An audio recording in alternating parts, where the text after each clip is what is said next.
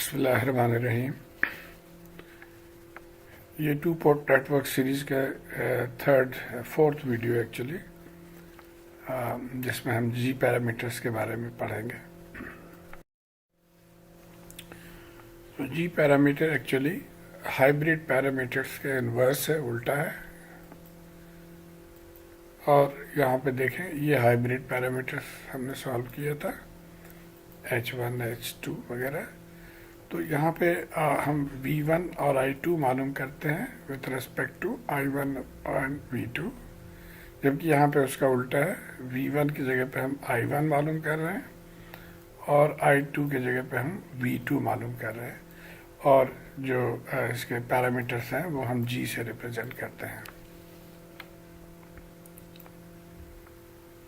तो जैसे हमने शुरू में पढ़ा था कि ये जो नेटवर्क्स है, इसके पॉसिबल कम्बिनेशन में से एक ये है कि इनपुट पे भी वोल्टेज हो और आउटपुट पे वोल्टेज हो, या इनपुट पे करंट हो और आउटपुट पे करंट हो, या इनके कम्बिनेशन में से कोई हो कि एक तरफ वोल्टेज हो और एक तरफ करंट हो। तो अगर यहाँ पे आप देखें तो ये दोनों जो है, एक तरफ हमें वोल्टेज और एक तरफ करंट हमें चाहिए, तो ये हम इसको मॉडिफाई कर लेंगे और हमारे जो सर्किट है वो इस तरह से बन जाएगा कि इनपुट साइड पे हम वोल्टेज सोर्स लगा दें V1 और आउटपुट साइड पे हम करंट सोर्स लगा दें I2। और जैसे कि हम पहले पिछले वीडियोस में हम करते आए हैं कि जैसे अगर हम G11 और G21 मालूम करना हो तो हम इसको ज़ीरो कर देंगे, और इसको ज़ीरो करने का तरीका ये है कि हम I2 को ज़ीरो कर देंगे। और I2 को कैसे ज़ीरो करते हैं कि यहाँ से सोर्स को हटा देंगे, इसको ओपन कर देंगे तो करंट ज़ीरो हो जाएगा। इसी तरह जब ये दोनों टर्म्स हमने मालूम करना होगा तो हमें V1 और यानी ये वाले टर्म जो है इनको ज़ीरो करना होगा, और उसको ज़ीरो करने का तरीका ये है कि V1 को ज़ीरो कर दिया जाए, और V1 को ज़ीरो करने के लिए हमें इसको शॉर्ट करना होता है। तो करंट के ज़ीरो करने के लिए ओपन करना होता है, और वोल्टेज को ज़ीरो करने के लिए वोल्टेज सोर्स को शॉर्ट कर देना होता है। तो हम इसी तरीक़ों को फॉलो करेंगे अभी। और जैसे ये पैरामीटर्स जब भी निकालना हो तो अगर ये ज़ीरो हो गया तो G11 जो है वो I1 ओवर V1, तो G11 is I1 over V1 provided I2 is zero. इसी तरह G21 जो है वो V2 over V2 over V1 provided I2 is zero. और सिमिलरली G12 जो है वो I1 divided by I2 provided V1 is zero, और G22 इसी तरह V2 divided by I2 provided V2 is zero. तो ये चार कंडीशंस को फॉलो करके हम ये जी पैरामीटर्स मालूम करेंगे। तो आइए एक एग्जांपल हम करते हैं। यहाँ पे find G parameter as function of S, यानी हमें पहले ये जो इंडक्टर कैपेसिटर्स है उनको एस डोमेन में कन्वर्ट कर लेना है, उसके बाद हम इसको सॉल्व करेंगे। तो अगर आपको याद हो पिछले सर्किट्स में से, तो उसमें जो एस पैरामीटर में इंडक्टर की जगह पे हम एस एल लिखते हैं। तो वन हैंडी इंडक्टर जो है वो हो जाएगा S multiply by 1 is equal to S। तो अब हम यहाँ पे S लिख देंगे इसकी जगह पे। और इसी तरह कैपेसिटर जो है उसको S पैरामीटर में 1 ओवर SC से जाहिर किया जाता है, और जब C की वैल्यू आप 1 पुट कर देंगे तो ये 1 ओवर S आ गया। तो अब हमारा सर्किट जो है वो S पैरामीटर में इस तरह से बन गया कि इंडक्टर की जगह पे हमने S लिख लिया और कैपेसिटर की जगह पे हमने 1 ओवर S लिख लिया। अब इसके साथ हम ये वोल्टेज सोर्स और करंट सोर्स जिस तरह से रिक्वायरमेंट है सर्किट की वो हम करके तो मालूम करेंगे। आइए पहले वाले पे जाते हैं। हम जो फर्स्ट टू टर्म्स G11 और G21 मालूम करने के लिए हमने जैसे पहले भी डिस्कस किया कि करंट सोर्स को ज़ीरो होना, I2 को ज़ीरो होना होगा, और I2 ज़ीरो करने के लिए I2 को ओपन कर देते हैं। तो इसमें हम I2 को ओपन कर देंगे और एक V1 सोर्स हमारा वहाँ पर रहेगा या कनेक्ट कर देंगे। तो ये हमारा सर्किट बन गया कि हमने I2 वाले साइड को ओपन कर दिया, यानी I2 ज़ीरो हो गया, और यहाँ पे एक V1 सोर्स हमने कनेक्ट कर दिया। अब यहाँ पे हम पहले रिलेशन मालूम करेंगे I1 और V1 के दरमियान, तो V1 और I1 के मालूम करेंगे। तो ये हमारा सर्किट कुछ इस तरह से सिंप्लीफाइड हो जाएगा कि ये टर्म्स अगर हम निकाल दें, क्योंकि इसमें करंट ज़ीरो है तो इसके कोई असर नहीं है, तो हमारा सर्किट सिंप्लीफाइड इस फॉर्म में आ गया। और ये अब हमारा Z हो जाएगा S+1, तो हमें पता है V1 is I into Z, तो यहाँ से हम I मालूम कर लेंगे। सो I1 is V1 over Z या S+1, और देयरफॉर G11 जैसे हमने पहले भी डिस्कस किया था कि G11 is I1 over V1, तो I1 ओवर V1 हम यहाँ से निकाल लेंगे। इसको जब यहाँ लेकर आ जाएंगे नीचे तो ये 1 ओवर S1 हो गया, तो I1 ओवर V1 जो है वो 1 ओवर S1 के बराबर हो गया। तो एक टर्म हमें मालूम हो गया। अब हम आ जाते हैं दूसरे टर्म पे।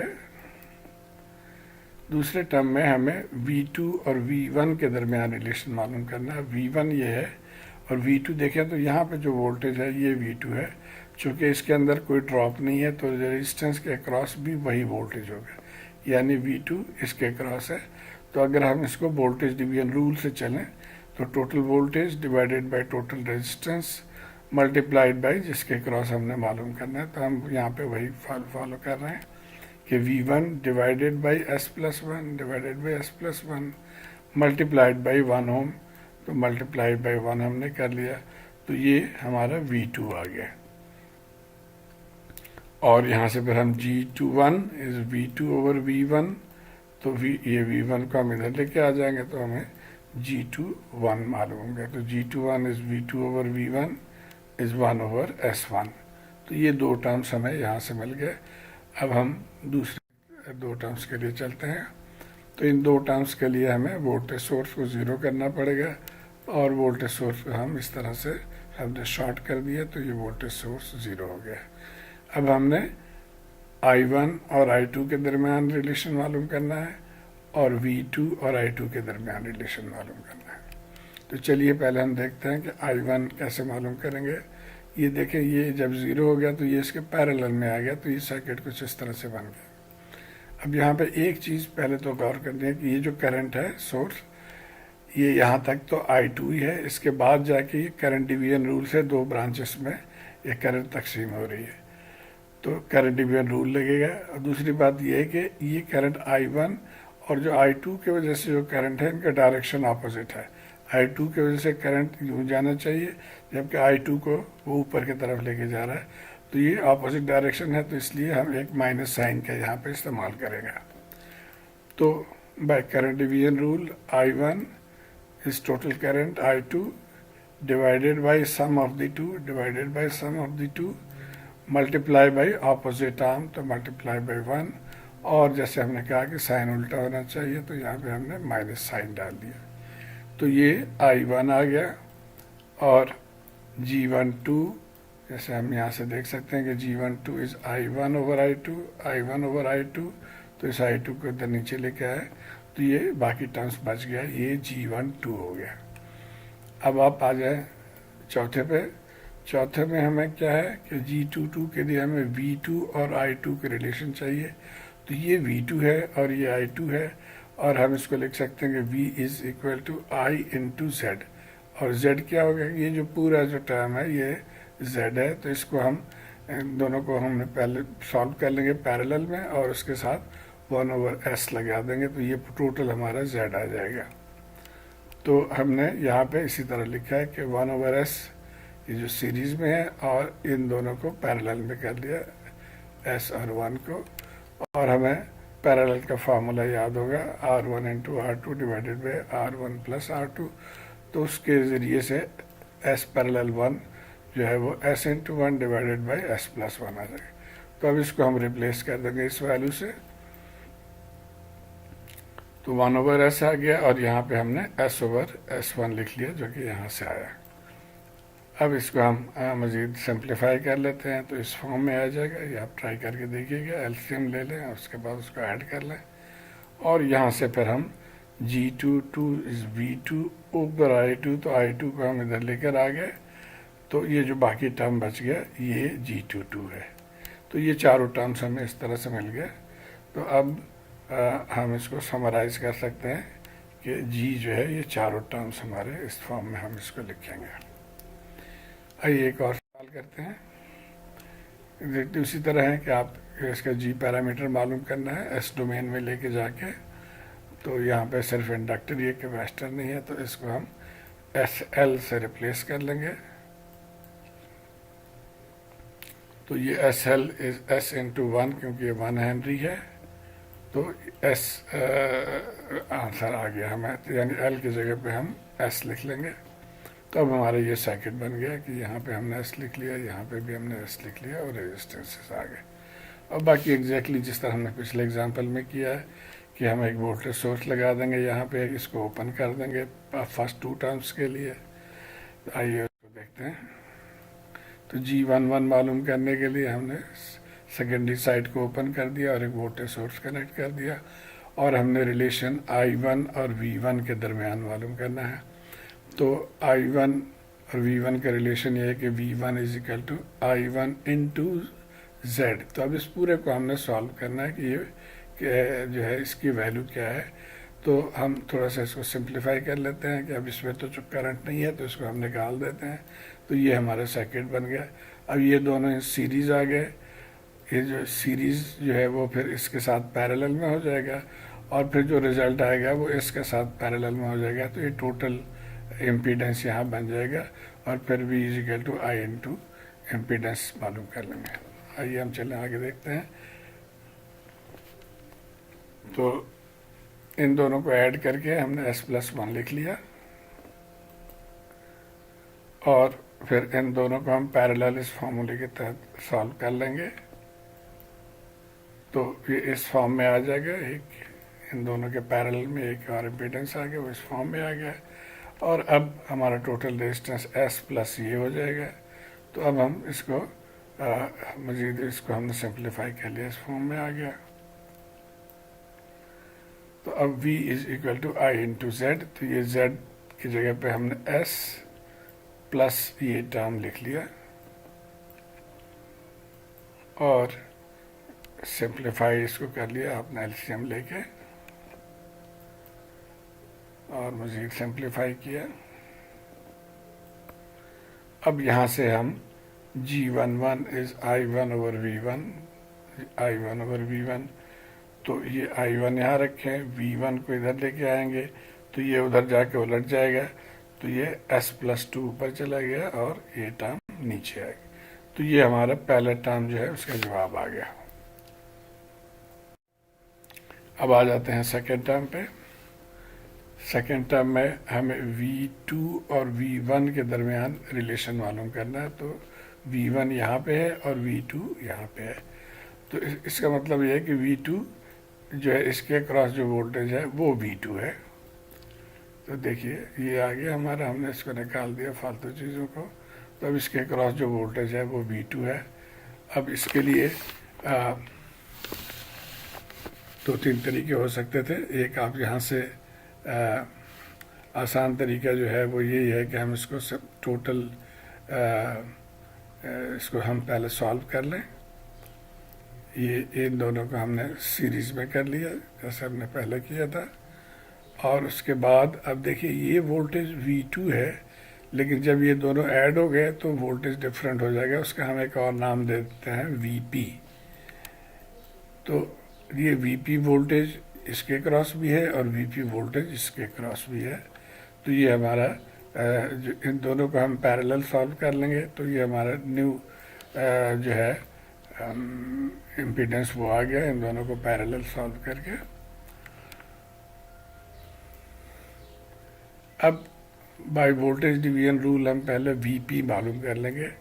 सो V1 डिवाइडेड बाय ये टोटल, V1 डिवाइडेड बाय ये टोटल, और मल्टीप्लाइड बाय जिसके क्रॉस मालूम कर रहे हैं, तो मल्टीप्लाइड बाय जिसके क्रॉस मालूम कर रहे हैं।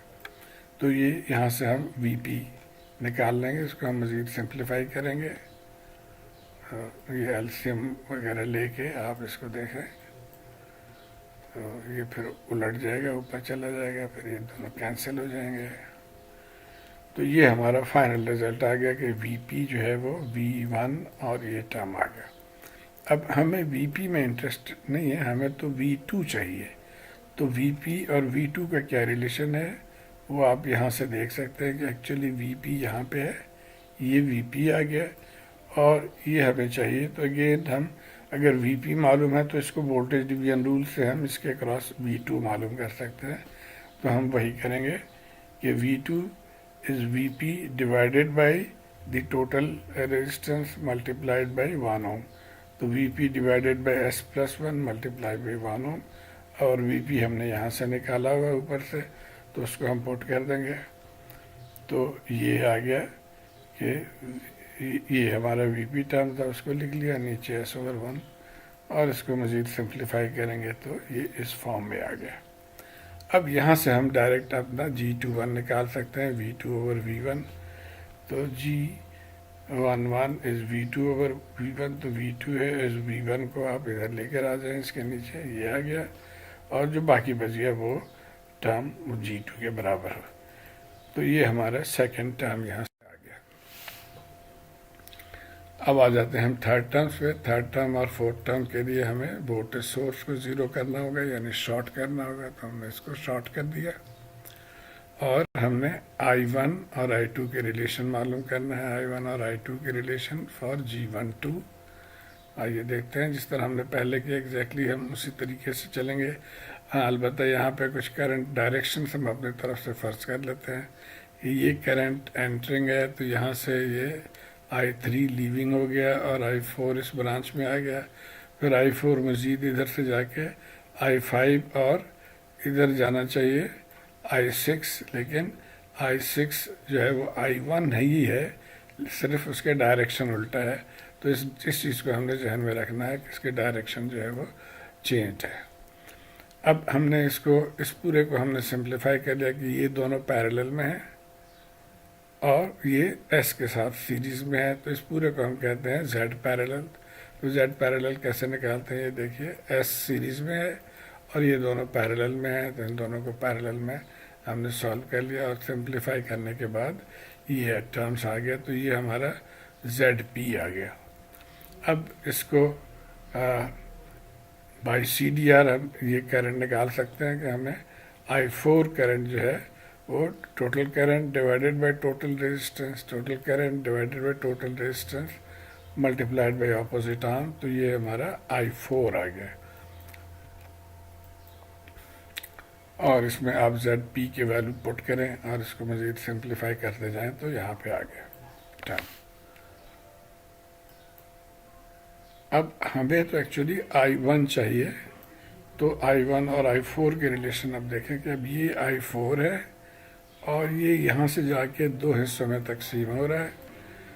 एक I5 है और एक I1 है, लेकिन वो उसके डायरेक्शन अपोजिट है। तो इसलिए I1 के लिए सबसे पहले तो हमने माइनस साइन डालना है, और उसके बाद I4 is dividing between the two branches. तो टोटल S+1 से हम डिवाइड कर लेंगे, मल्टीप्लाई बाई ऑपोजिट आर्म, तो ऑपोजिट आर्म से मल्टीप्लाई करेंगे। और इसमें अब I4 के वैल्यू जो हमने यहाँ से निकाला ये हम डालते जाएं और सिंप्लीफाई करेंगे, तो ये इन टर्म्स ऑफ I2 आ गया। अब हमें यही चाहिए कि I1 और I2 के टर्म्स में चाहिए। तो यहाँ से हम G12 is I1 divided by I2। तो G12 is I1 divided by I2। तो यहाँ से जब I2 को लेके आएंगे इस साइड पे तो माइनस ये टर्म बच गया। तो ये हमारा थर्ड टर्म आ गया। अब आ जाए चौथे टर्म पे। चौथे टर्म्स के लिए हमें V1 और V1 तो ज़ीरो है, V2 और I2 के दरमियान हमें रिलेशन चाहिए। तो V2 यहाँ पे है और I2 भी यहाँ पे है। तो अगर हम इस पूरे को Z मालूम कर लें तो V2 is equal to I2 into Z से हम ये निकाल सकते हैं। आइए देखें, जैसे हमने पहले किया था कि जी इन दोनों को पैरेलल सॉल्व करके सीरीज के साथ उसका नाम हमने ZP दे दिया था। तो ये वही वैल्यू होगा जो हमने पिछले स्लाइड में निकाला, और उसके बाद इन दोनों को पैरेलल में सॉल्व कर लेंगे तो हमें Z टोटल आ जाएगा। जब Z टोटल आ जाए तो V2 is I2 into Z total ये इससे हम इसको सॉल्व करेंगे। तो ये जेड पी था पिछले स्लाइड में। अब जेड टोटल क्या हो गया कि जेड पी पैरेलल 1, तो अब इसको पैरेलल में सॉल्व कर लेंगे और वैल्यूज इसके पुट करके, तो ये हमारा फाइनल शेप इस तरह से आएगा। या स्टेप बाय स्टेप आप देखते जाइएगा, तो यही रिजल्ट है।